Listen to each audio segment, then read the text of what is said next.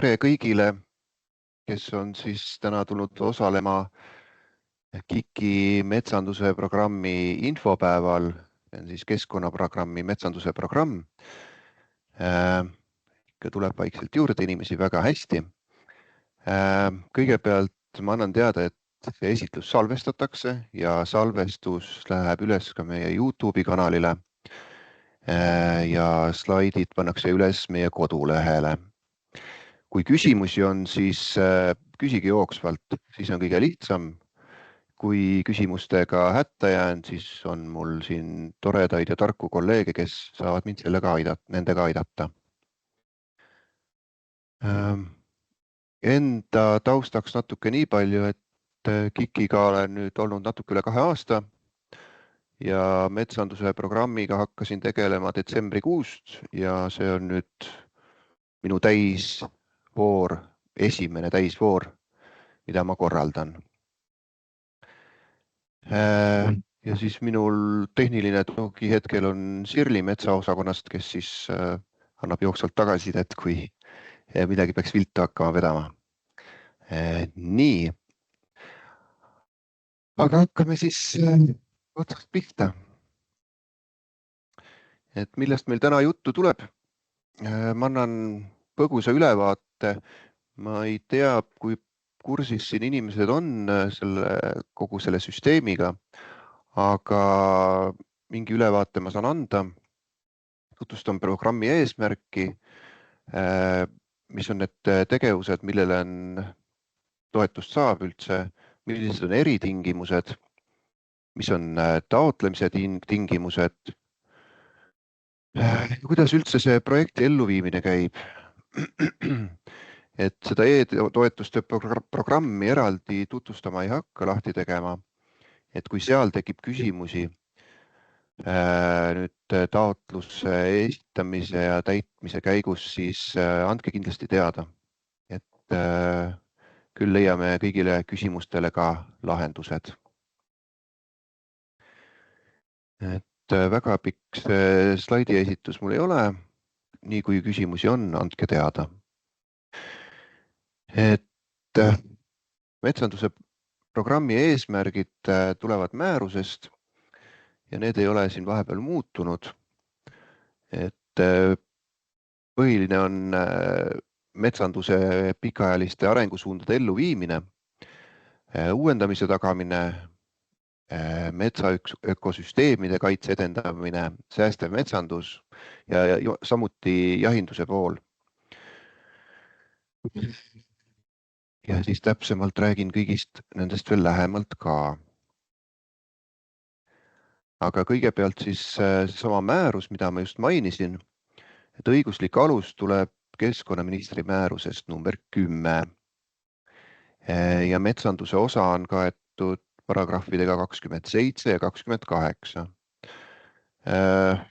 Ma arvan, et eelinfona võin öelda, et määrus on ka muutmisel ja järgmine aasta on juba natukene täiendatud määrust. Aga see aasta tegutseme veel vana määruse alusel. Natuke voorust. Voor on juba alanud, see algas 25. veebruaril ja lõpeb 31. märtsil täpselt kell 5.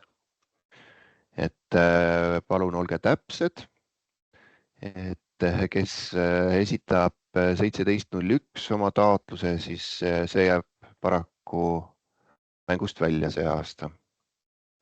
Ja on ainult üks voor. Varasematel aastatel on olnud ka vahepeal 2 vooru, aga teist aastat järjest on nüüd ainult üks voor. Ja taotlus tuleb esitada e-toetuste keskkonnas, mis on väga praktiline. Meie metsanduse programmi eelarvet vähendati see aasta. Nüüd on ta natuke üle 400 000. Miks teda vähendati, on see, et kommunikatsiooni projektid enam meie käest toetust ei saa ja need lähevad siis keskkonnateadlikkuse programmi alla kõik. Ehk siis ma vaatan tänastest osalejatest ei ole väga tuttavad kedagi, aga need, kes soovivad promoda Eesti metsandust, koostada trükiseid, brošüüre, filme teha, siis need peavad pöörduma keskkonnateadlikkuse programmi poole ja nende voor algas 2 päeva tagasi, 12. märts. Nii. Ja toetust võivad küsida siis kõik juriidilised isikud, füüsilised isikust ettevõtjad ja asutused. Täpsemalt räägin veel natukene hiljem. Selles voorus alustame siis metsanduse tutvustamist. Kõigepealt, mida eelmine aasta ei olnud ja see aasta on üks punkt on avatud, on makromajanduslike analüüside koostamine metsandusele kui riigi majandusliku ning sotsiaalse arengu kindlustaja olulisuse hindamiseks. Muus osas on toetusmeetmed sarnased, mis määrusest on valitud, on teadusuuringud ja analüüsid ja analüüsimetoodikate arendamine. See aasta prioriteetsed uuringud on seotud istandike väetamise ning istandike majandamise reeglite väljatöötamise teemal. Et seda tahan eraldi toonitada veel, et sellele tähelepanu pöörata. Et see on riiklik soov nüüd nendel teemadel rohkem teada saada ja suunata siis istandike uuringuid tegema. Nii, uuringute abikõlblikkuse periood on 36 kuud ehk 3 aastat. Tavaliselt on 2 aastat, aga uuringute puhul on see siis natukene pikem. Ja mis on väga tähtis, et kui esitatakse lõpparuanne, siis tuleb juurde panna ka see Kliimaministeeriumi kinnitus või arvamus selle uuringu kohta, et kas ta ikka sobib ja on kvaliteetne. Edasi on jätkuvalt avatud teemad metsandusüliõpilaste ja õppejõudude ehk siis see hariduse pool, et nende toetamine ja samuti toetatakse ka erametsaomanike koolitamist.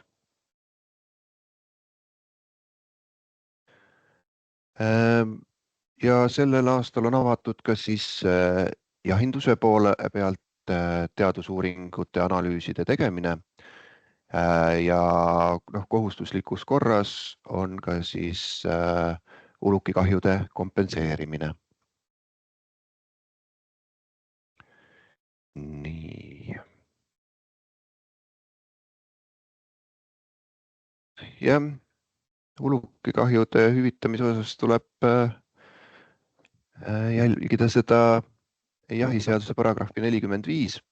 Seda eraldi ette lugema ei hakka. Aga taotluse juures peavad kindlasti olema kulusid tõendavad dokumendid, ekspertiisiaktid, arved. Nii, ja julgustan jooksvalt küsimusi esitama, kui neid tekib. Nii, taotluse täitmisel on vaja erinevaid lisasid. Et kõik need slaidid lähevad ülesse ja siin juures on ka aktiivsed lingid erinevatele dokumentidele. Väiksem ülevaade on siin antud, et on vaja seda volitust, hinnapakkumised, eelarveinfo, mis on lähteülesanne. Ulukite puhul siis kahju tõendavad dokumendid ja vajadusel ka näiteks Keskkonnaameti nõusolek, kui tööd toimuvad kaitsealadel.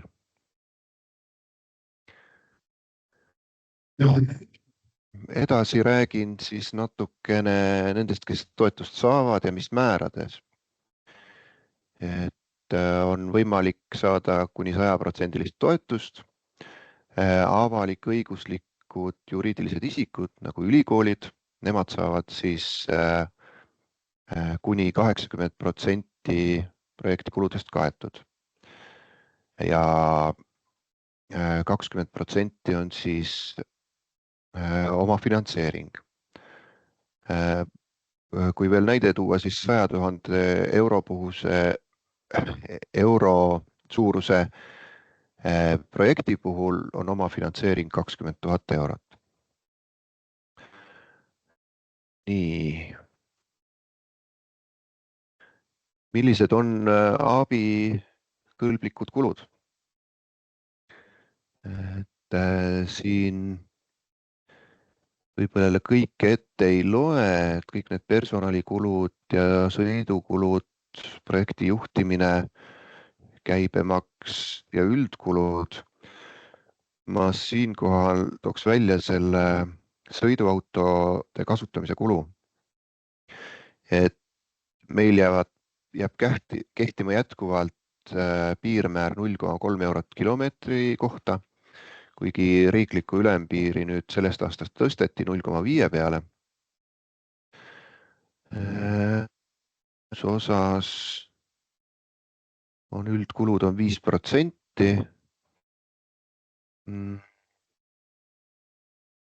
See aasta jätkame kulude esitamisel sama vana süsteemiga, et iga kulu kohta on vaja esitada kuludokumendid. Järgmiseks aastaks planeerime kindlasummalise makse rakendamist. Et seda veel otsustatud ei ole, aga see oleks päris hea variant, see lihtsustaks mõnevõrra taotlejate elu kui ka siis menetlejate elu siinpool. Et eraldi arveid esitama ei peaks ja me neid ei kontrolliks, aga tulemused peavad olema tehtud ja korras ja selle järgi siis saab toetust ja ettemakse ei kaoks ka sellisel juhul ka ära.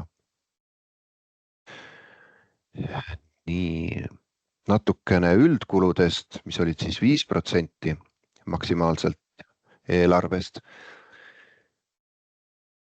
Kontoritarbed, sidekulud, infotehnoloogia kulud, kommunaalid, adminkulud, erinevad rendikulud, valveteenused, admin personal, näiteks raamatupidajad, et mingi osa saab panna eelarves ka nende alla.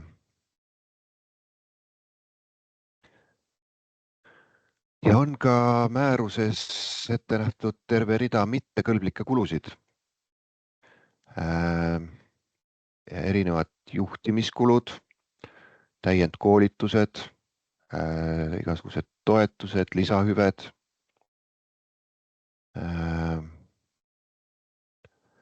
kindlustused, finantskulud, trahvid,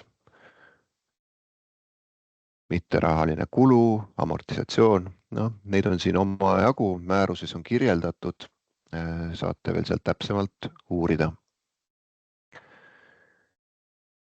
Edasi siis räägime taotluste hindamisest natuke. Et kui taotlus on esitatud, siis KIK viib läbi vastavuskontrolli. See on 30 tööpäeva jooksul.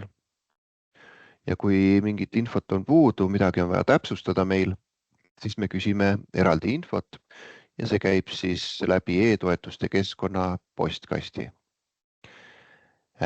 Väga tähtis on panna nendele vastutavatele isikutele seal linnukene ette, kellele email tuleb. Sest nii kui postkasti tuleb kiri, siis tuleb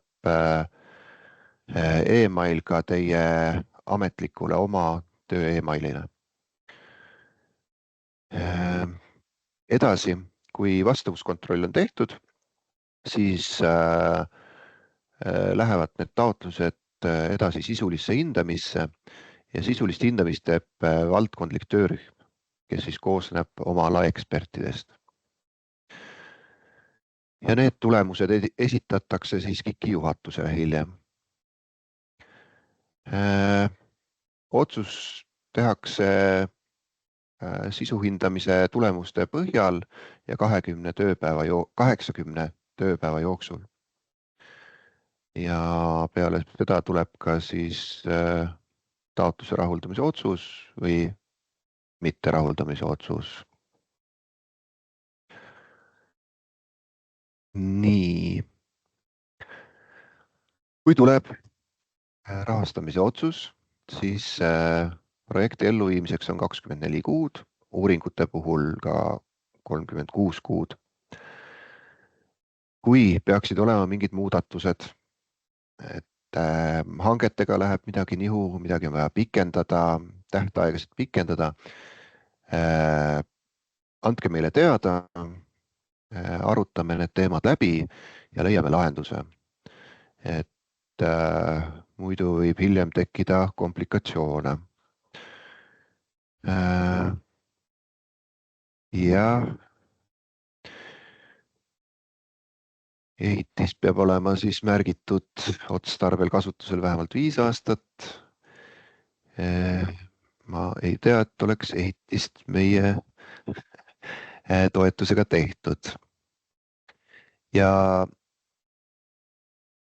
toetuse saamisest tuleb ka teavitada ja sealjuures kasutada siis korrektset KIK-i logo ja viide on ka siin slaidil olemas ilusti, mida saate pärast kasutada. Nii. Nüüd natukene hangete teemast. Et KIK kindlasti kontrollib kõiki hankeid, projekti spetsialist siis vaatab üle teie eelarve, oleneb siis, millistel puhkudel on vaja riigihanget, see on, kui kulu on käibemaksuta üle 30 000 euro, siis on vaja hanke teha riigihangete registris. Kui nüüd see eeldatav maksumus jääb 10 ja 30 000 euro vahele ilma käibemaksuta, siis tuleb KIK-ile esitada vähemalt 3 digitaalselt allkirjastatud hinnapakkumust eripakkujatelt. Eraldi on koostatud ka juhis hanke läbiviimiseks. See paragrahv riigihanke seaduses on paragrahv 3. Tähtis on siin samaväärsus, läbipaistvus, võrdne kohtlemine ja mõistlikud tähtajad. Ehk siis need, kes hankes osalevad, et nende jaoks peab olema kõik läbipaistev ja võrdne. Nii. Nagu ma juba algul mainisin, siis see voor kestab 31. märtsini kella 5-ni ja hilisemaid taotlusi enam vastu ei võeta. Et olen nüüd hooga kõik siin ette vuristanud. Tahaks uurida, kas kellelgi on küsimusi, kommentaare. Et nii palju ütlen, et kui täidate e-toetuste süsteemis oma andmeid ja jääte hätta, võtke ühendust, andke teada. Vaatame koos üle, kuidas ma siis teid aidata saaks. Nii.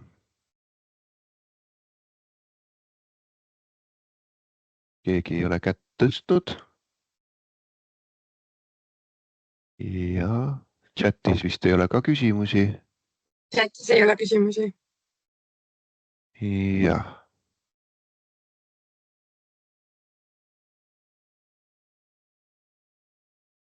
nii, aga kui küsimusi ei ole, siis ma tänan tähelepanu eest ja jään lootma meeldivale koostööle. Ja kui küsimusi tekib, andke teada. Aitäh teile ja nägemist.